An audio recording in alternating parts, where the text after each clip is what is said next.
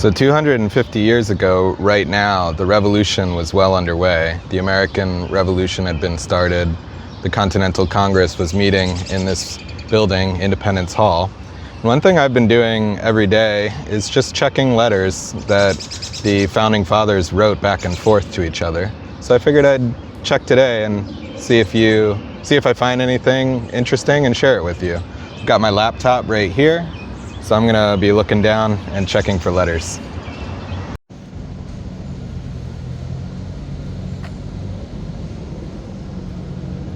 All right, good morning, folks. We're gonna read the letters for July 22nd at home today, but I just wanted to show you Independence Hall before we do that because it's a beautiful morning.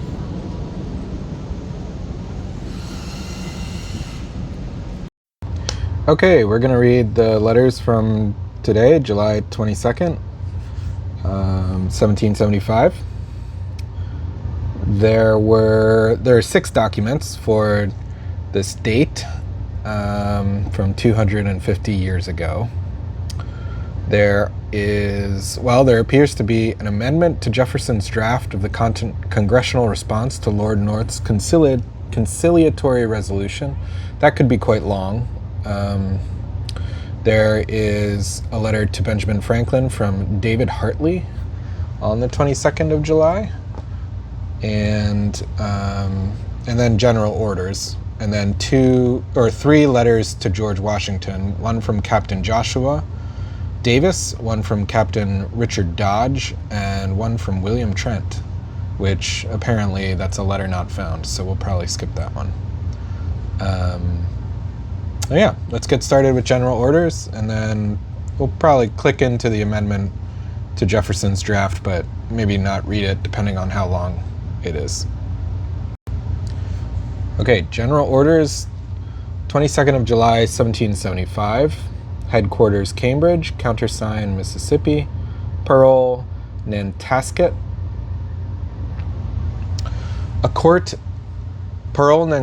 Nantasket. A court of enquiry to sit forthwith. President Dr. Foster, Dr. Warren, and Dr. Eustace, members, to examine into a complaint exhibited by Mr. John Spalding, Surgeon to General Putnam's regiment, against Mr. Penuel Cheney, Surgeon's mate of the said regiment. All evidences to attend the court. Captain Israel Putnam and Lieutenant Samuel Webb being appointed aide-de-camp to Major General Putnam, they are to be obeyed as such. Regularity and due subordination being so essentially necessary to the good order and government of an army, and without it the whole must soon become a scene of disorder and confusion. The General finds it indispensably necessary, without waiting any longer for dispatches from the General Continental Congress, immediately to form the army into 3 grand divisions, and of dividing each of those grand divisions into 2 brigades. He therefore orders that the following regiments visit. General Ward's, Colonel Cotton. General Thomas's, Colonel Danielson's. Colonel Fellow's, Colonel Dad Brewer's, compose 1 brigade and be under the command of Brigadier General Thomas. That General Spencer's, Colonel Walker's, Colonel Parsons, Colonel J. Reed's, Colonel Leonard's, and then Independence compose another brigade to be commanded by Brigadier General Spencer. That these 2 brigades compose the right wing or division of the army and be under the command of Major General Ward and remain at Roxbury and its southern dependencies. Remember, Roxbury was to the south of Boston. That Colonel Stark's, Colonel Poor's, and Colonel Reed's of New Hampshire, Colonel Nixon's, Colonel Mansfield's, Colonel Doolittle's of Massachusetts, be formed into another brigade under the command of Brigadier General Sullivan and posted on Winter Hill. That Colonel Varnum's, Colonel Hitchcock's, Colonel Church's, Rhode Island, Colonel Whitcombs, Colonel Gardners, Colonel J. Brewers, and Colonel Littles of Massachusetts be formed into another brigade and commanded by Brigadier General Greene and posted upon Prospect Hill. And these two brigades compose the left wing or 2nd Division of the Army under command of Major General Lee. Division of the Army under the command of Major General Lee. That General Heath's, Colonel Patterson's, Colonel Scammondson's, Colonel Garish's, Colonel Finney's, Colonel Prescott's be formed into another brigade and commanded by Brigadier General Heath and be posted between Cambridge River and Prospect Hill. That General Putnam's, Colonel Bridges, Colonel Glover's, Colonel Woodbridge's, Colonel Fry's, and Colonel Sargent's be formed into another brigade under the command of the senior officer therein, and until the pleasure of the Continental Congress be known. These two brigades to be under the command of Major General Putnam, also a corps de reserve, for the defense of the several posts north of Roxbury not already named. The arrangement now ordered to take place is to be made as speedily as possible, and the majors general are to see it done accordingly. Some inconveniences may arise to certain individuals by this change, but as the good of the service requires it to be made, an alert and ready compliance is expected. All applications from henceforward by officers or soldiers for leave of absence are to be made to the Major General commanding each division, who is to judge of the propriety of the application and grant furloughs where they see cause, without applying to the Commander-in-Chief, provided it be not contrary to general orders. General Heath's regiment is to take post at number 2 in lieu of General Ward's. Colonel Patterson's remains at number 3, Colonel Scammondson's to occupy number 1, and the redoubt between that and number 2, Colonel Prescott's regiment to take post at the redoubt upon Sewell's Point, Colonel Garish's regiment to furnish the companies for Chelsea, Malden, and Medford. Chelsea, Malden, and Medford were to the up north part of Boston. They were on the north side, just a reminder. So what he did was he basically put them all across the line that sort of carved through Cambridge. He assigned these troops to the redoubts on that line across Cambridge.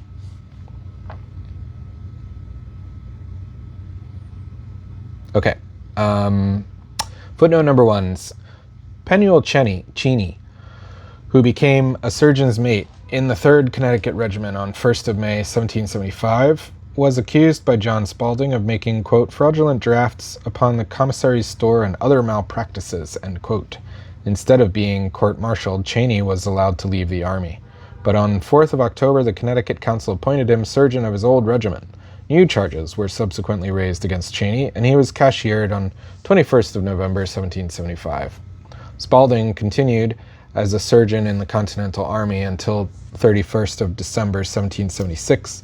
Isaac Foster, John Warren, and William Eustis were all Massachusetts surgeons. Foster served as Deputy Director General of the Hospital for the Eastern Department from 1777 to 1780, when he retired from the Army.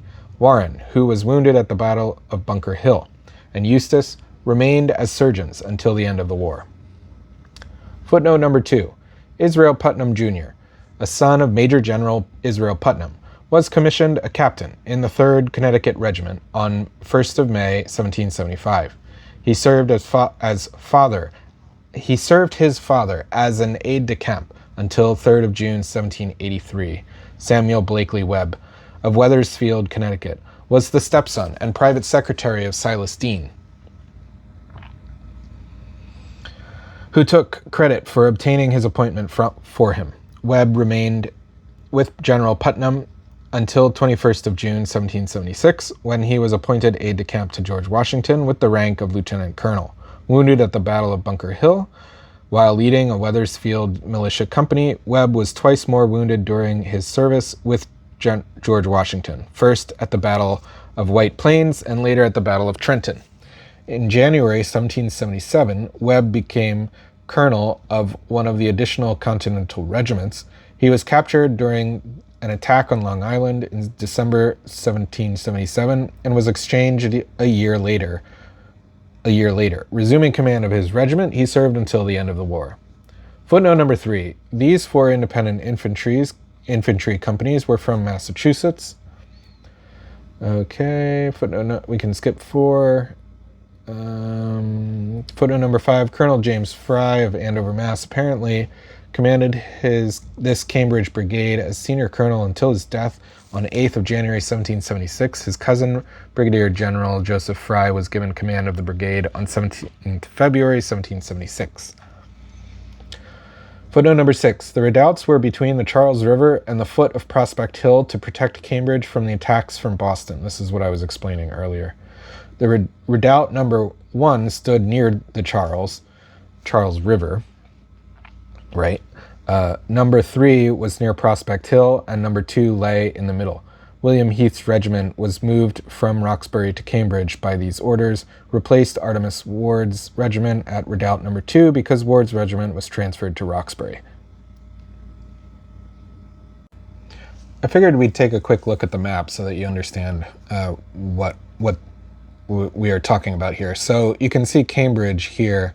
Boston is here, and Boston was occupied at the time by the British, right? And the swampy area that is now Back Bay in Boston was really just a swamp at the time. It had to be drained for it to be built into what is now the Back Bay area. Storrow Drive would have been somewhere here, and then Back Bay here. So at the time, it was a swamp. There wasn't really land there per se, and there was just a little neck of land called the Boston Neck that led into the Boston area. You can see, I believe this area is called, it was an open part of the city, and it was known as Boston Commons, which is now the main, Boston Commons is the big park in the middle of Boston. All of this area has been filled in as well, I believe, and this down here is now basically, this is South Boston, this area. So Dorchester Heights and Dorchester Hill were quite a vantage point because of this creek. I'm forgetting the name of the creek, I believe Mill Creek, that comes through here in Dorchester, the Dorchester area. I'm probably wrong about that. Oh yeah, I'm thinking of Mill Pond. I'm not sure what this was called, but everything has been filled in. You have to, when you look at the modern map, let's just look at the modern map of Boston very quickly, so you can see how different it is now. Because over time, as development has taken place, you can see that, the Charles River has been steered. All of this area has been filled in. Here's Boston Common. And this area right here would have been where the neck is from the south end into Boston Common. And this is South Boston, Dorchester. Let's see, where's Dorchester Heights? Oh yeah, here. So this is Dorchester. This is it, Dorchester Heights. This oval is the hill that is now overlooking mostly South Boston. But at the time, this hill was here, Dorchester Hill, and it was a very prominent hill overlooking the city that gave a great vantage point. Roxbury is somewhere to the south here. You can see Roxbury. Where are you? Roxbury, right here in modern Boston. So Roxbury, Dorchester Heights, and Boston itself, and then this very convoluted looking series of rivers and creeks that flow into the Boston Harbor Charlestown at the time was here, which you can see in the old map is up here, and it was across the water from Boston. It still is, but it was very much there was a pond, an inlet here, so that there was much more of sort of a sailing area and access. It was very much a different landscape back then, right? So okay, Charlestown was burned, so that's why you can see this in this map. It's called the Ruins of Charlestown. So Charlestown was burned as a way of isolating Boston and preventing supplies, and basically establishing a point of attack from which the British attacked Bunker's Hill, if I have that correct. I may be wrong, please correct me. But Bunker Hill is here, and it is a strategic vantage point over Cambridge. So that's why it was very important that the colonials lost this. The Patriots, they failed to capture Bunker Hill. They failed to defend it, and the British, in turn, took over it. And so the British lines were somewhere sort of here, from Cobble Hill.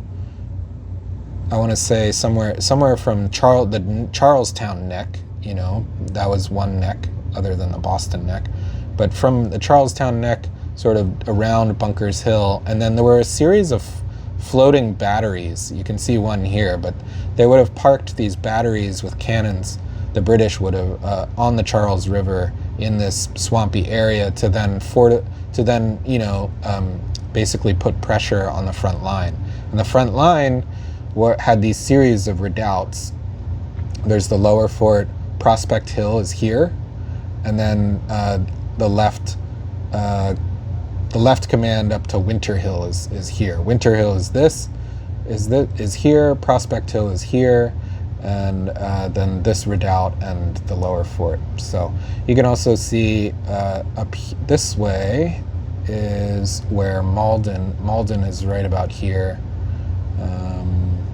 Malden, Everett, Chelsea. So these were very important places, and this was part of the Patriot front line up to basically Revere, I believe, but certainly Chelsea, Malden, and across Everett into Cambridge. So you can see the British sort of held the inner core of Boston with the harbor here, and then the Patriots held sort of this arcing defensive line for all the way from this area, this part of the South Boston. They didn't really have access to this part of Dorchester Heights at the time of we're reading, but at some point they take that. Roxbury, so they basically had a line from Roxbury across this what is now Brookline to Cambridge, and then up to Chelsea, and they had this defensive line here and contained the British in Boston itself. So that's the map. I just wanted to show you that. You can find this interesting map of the entire situation on history.com, Siege of Boston.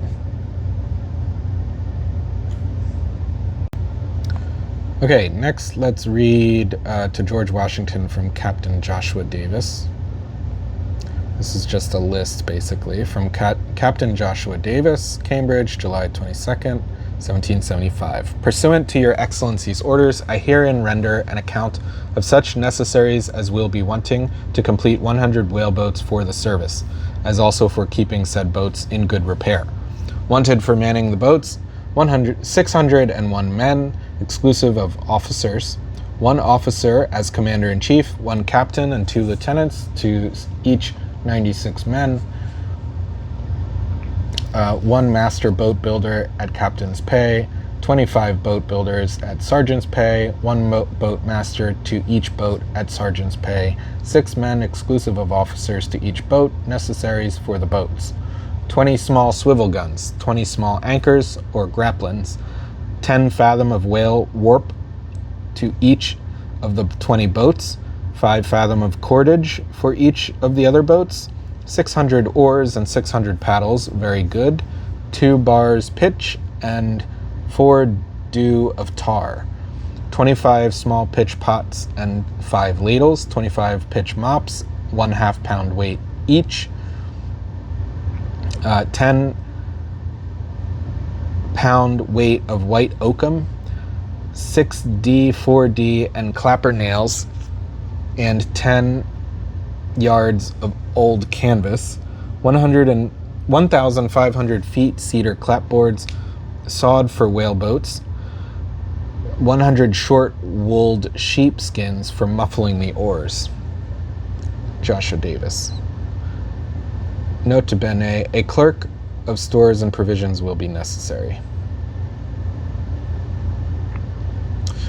Joshua Davis, okay, this is an explanation. Joshua Davis, a ship captain from Boston, actively assisted the Massachusetts Committee of Supplies throughout the spring and summer of 1775 in obtaining cargoes of flour and other provisions.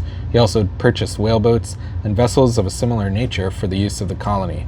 And on 11th of July, the Massachusetts Provincial Congress consigned all of the assembled boats to Davis's care. Davis later commanded privateers, and in 1781 he was captured by the British and imprisoned for a time in England. Footnote number 2, whale warp is rope used with harpoons and to haul boats from place to place. Okay, to George Washington from Captain Richard Dodge. Chelsea, Massachusetts, July the 22nd, 1775. Sir, these are the remarks taken on said day from 4 to 6, saw nothing from 6 to 8, saw tow brigs bound out and tow boats from the castle to Boston. From 8 to 10, saw 10 boats loaded with armed men from Boston to Charles. From 10 to 12, saw 18 boats passing and repassing loaded, 1 transport bound out. From 12 to 2, saw 19 boats from Boston to Charles full of men, 12 from Charleston to Boston full of men. From 2 to 4, saw 1 schooner coming in, appeared to have a number of men, 9 boats from Charleston to Boston. From Boston to Charles, 23 boats loaded with men and horses. From 4 to 6, saw 8 boats from Boston to Charles loaded with men. 1 transport went and stirred east. Sir, I am your humble servant at command. Richard Dodge, Captain. Richard Dodge.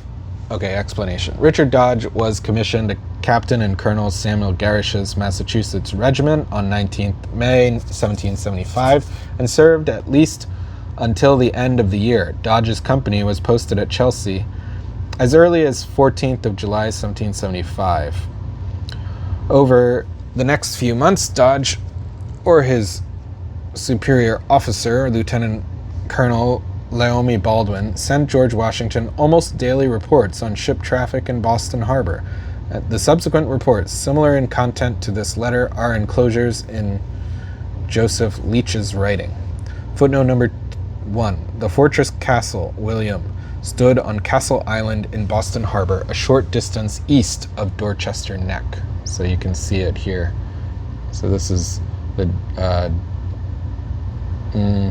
Dorchester Neck is here, and then Castle Island is here.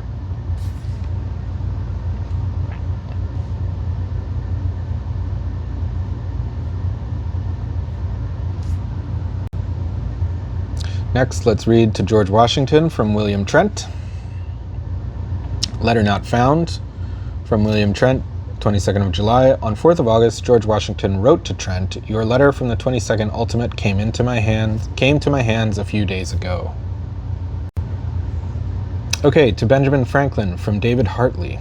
This is a little lengthy, so let's get to it. Golden Square, July 22nd, 1775. Dear Sir, I take the opportunity of writing a line to you by Captain Reed, though I have not anything now to say. We seem rather on the side the water to be expectors. We seem rather on this side the water to be expectors of news and events, more especially as to the proceedings and proposals from the Congress. As to my own opinion and wishes, they continue the same. I can only wish generally for peace, and for such measures on your side of the water as would most contribute to it. As long as our brethren in America continue to trust that it is not the nation, but only the ministry, with whom they are at war, so long as I shall still hope for an amicable accommodation, the very jealousy that this nation could take on so unjust a part as not to wait for the impartial hearing of both sides, but that they would swallow implicitly the ministerial charges and representations against America, would be the only possible way to create a national disquiet against you. But a confidence in the liberality and justice of this nation, expressed in terms of reliance and affection, would in the greatest degree captivate the heart of a free and generous people, which I hope and believe to be the characteristic of the English. An exposition of facts, founded in historical evidence of transactions, which have hitherto been partially stated to the public, must, I am sure, have the most favorable effect to cultivate a good disposition here. There is nothing that I can think would do so much good as a kind of affectionate expostulation of the people of England. Facts have been so much misrepresented that unless they are otherwise stated by authority, it seems very much like giving up the cause as a matter of justice and trusting to the security of a distant situation and arms. And upon these suggestions, runners of the ministry ground the false charge of a long view of independence. As to my own sentiments. Okay, let me reread that because that's important. It seems very much like giving up the cause as a matter of justice and trusting to the security of a distant situation and arms. And upon these suggestions, runners of the ministry ground the false charge of a long view of independence. As to my own sentiments, I have long seen the terms of parent state over children, etc., as very misleading in themselves. If we must have allegorical terms, let us change them for brethren and friends. The duties annexed to the terms of brethren and friends in private life would naturally lead us to the contemplation of these duties between Great Britain and America, which would make a firm and everlasting bond of affection and mutual interest. But the superstitious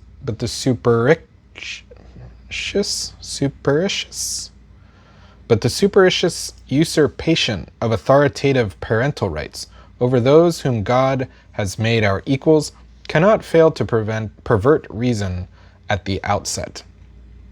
It presupposes a parental affection which cannot exist, having no foundation in nature beyond natural parents. It presupposes a dispensation of our own private interests, in competition with that of our provincial children, the very contrary of which constitutes in our estimation their only value to us. And under this false coloring, even respect and gratitude from our colonies is received as the payment of a debt and not set to the account of affection or merit. Let us be brethren and friends, and the mutuality of good offices required in the very terms will impress upon the mind all those dispositions of humanity and mutual assistance which fellow creatures and fellow subjects should sustain towards each other. I send you the petition of the City of London to the King, which in my opinion breathes wisdom, humanity, and affection to our brethren in America.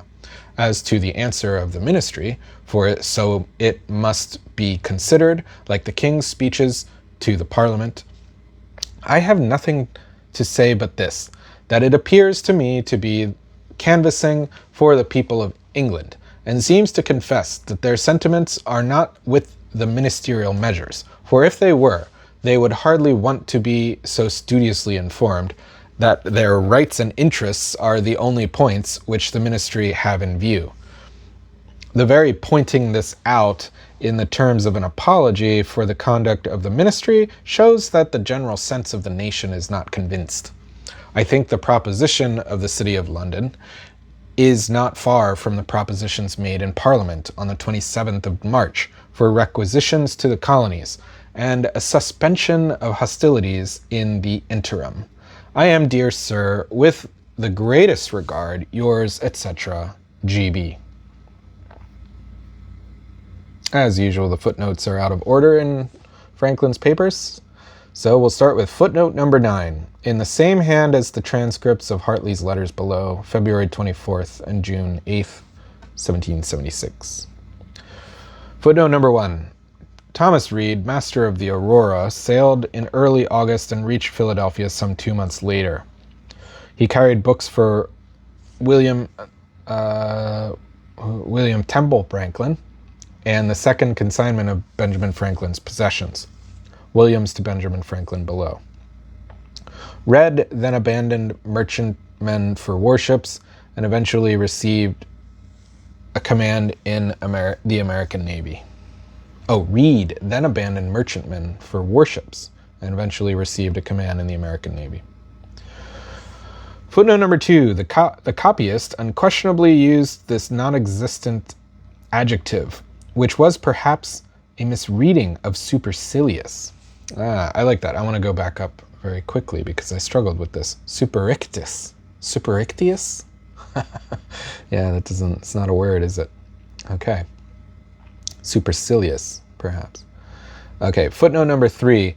For the fate of the earlier London petition, see the note on Lee to Benjamin Franklin above, July 6th. On July 7th, the mayor, aldermen, and livery composed another, which this time was presented to the king. It begged him to allow the colonists an opportunity to give freely what they refused to give when required by laws passed without their consent, by suspending the use of force until they could suggest terms of accommodation. While one group of his subjects defied constituted authority, the king replied, he owed it to the rest to take measures to safeguard their rights and interests. Footnote number 4. Hartley had suggested the previous December that the coercive acts be suspended to see whether the colonists would not contribute by requisitions, and on March 27th he moved to that effect. After a warm debate, his motion was defeated without a division. Finally, let's click into the amendment to Jefferson's draft of the congressional response to Lord North's conciliatory resolution. It's actually not as long as I feared. Maybe we can read it. Let's start with this head note, as they call it.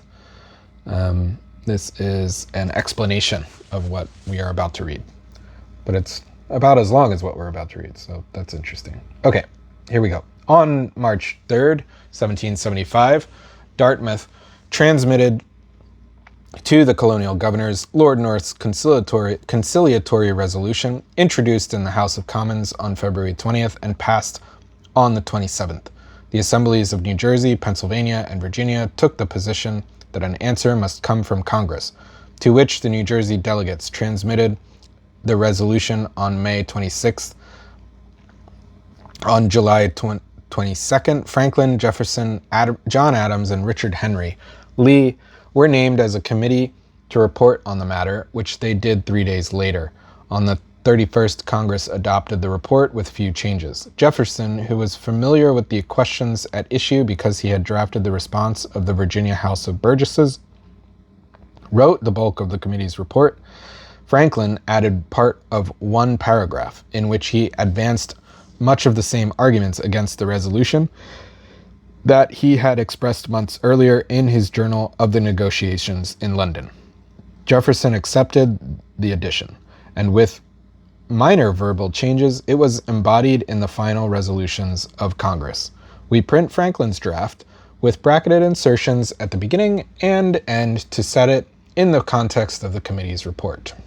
All right, here you go. On or before July 25th, 1775. The resolution seems to have been intended to deceive the world into thinking that there was no matter in dispute between us but the single circumstance of the mode of levying taxes, which mode as they are so good as to give up to us. Of course, that the colonies are unreasonable if they are not thereby perfectly satisfied, whereas in truth our adversaries not only still claim a right of demanding ad libitum and of taxing us themselves to the full amount, in another hand, of their demands, if we do not fulfill their pleasure, which leaves us without anything we can call property, but what is of more importance, and what they keep in this proposal out of sight, as if no such point was in contest, they claim a right of altering all our charters and established laws, which leaves us without the least security for our lives or liberty. The proposition seems also calculated more particularly to lull, etc., to lull the British public into a false sense of security. Notation by Jefferson, amendment by Dr. Franklin. Footnote number 1, for the resolutions as reported out of committee and as adopted by Congress, see Boyd. A more meticulous text than ours of Benjamin Franklin's contribution, with all his deletions and interlineations noted, is on page 230 of Boyd. Okay, if you like those letters from July 22nd, there's Independence Hall. Please give me a like and a subscribe, and I'll see you tomorrow. All right, bye.